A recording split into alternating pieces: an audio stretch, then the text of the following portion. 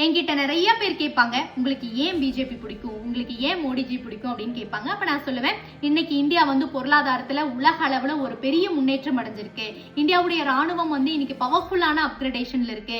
Make in India, clean இந்தியாங்கிற மாதிரியான பவர்ஃபுல்லான நலத்திட்டங்களை எல்லாம் கொண்டு வந்திருக்கிறாரு அப்படிங்கிற பாயிண்ட் எல்லாம் நான் செகண்டா தாங்க சொல்லுவேன். ஃபர்ஸ்ட் விஷயம் என்ன அப்படின்னா, இன்னைக்கு என்னால மக்களாட்சிக்கும் அரசாட்சிக்கும் வித்தியாசம் பார்க்க முடியுது அப்படிங்கறதான் சொல்லுவேன். அரசாட்சி அப்படிங்கிறது என்னன்னா, அந்த காலத்துல ராஜா ஆட்சி பண்ணுவாரு, அடுத்து அவருடைய மகன் ஆட்சி பண்ணுவாப்படி, அடுத்து அவருடைய மகன் பண்ணுவாரு. அதாவது அவங்களுடைய வம்சாவளி மட்டும்தான் அந்த ராஜ்யத்தை காலம் காலமா ஆட்சி பண்ணிட்டு வருவாங்க. இதுதான் அரசாட்சி.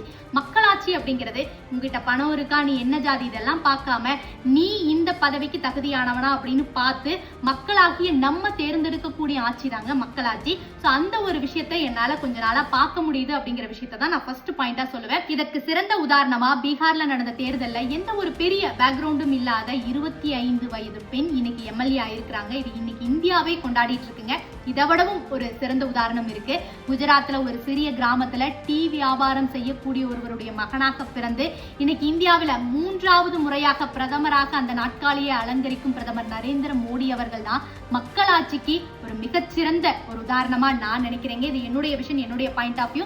இன்னொரு விஷயத்தையும் நம்ம தெரிஞ்சுக்கலாம். இன்னைக்கு பிஜேபியும் பிளஸ் என்டிஏ அலையன்ஸ் இந்தியால எந்தெந்த பகுதியில எல்லாம் ஆட்சியில் இருக்காங்க அப்படிங்கறத தெரிஞ்சுக்கலாம்.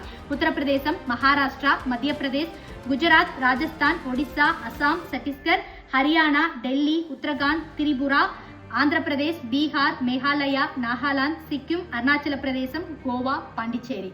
இந்த லிஸ்ட்ல தமிழ்நாடும் 2026ல இணையுமா? உங்களுடைய கருத்து என்ன? இணைஞ்சா எப்படி இருக்கும் அப்படிங்கிறத எனக்கு கமெண்ட் பண்ணுங்க. தேங்க்யூ.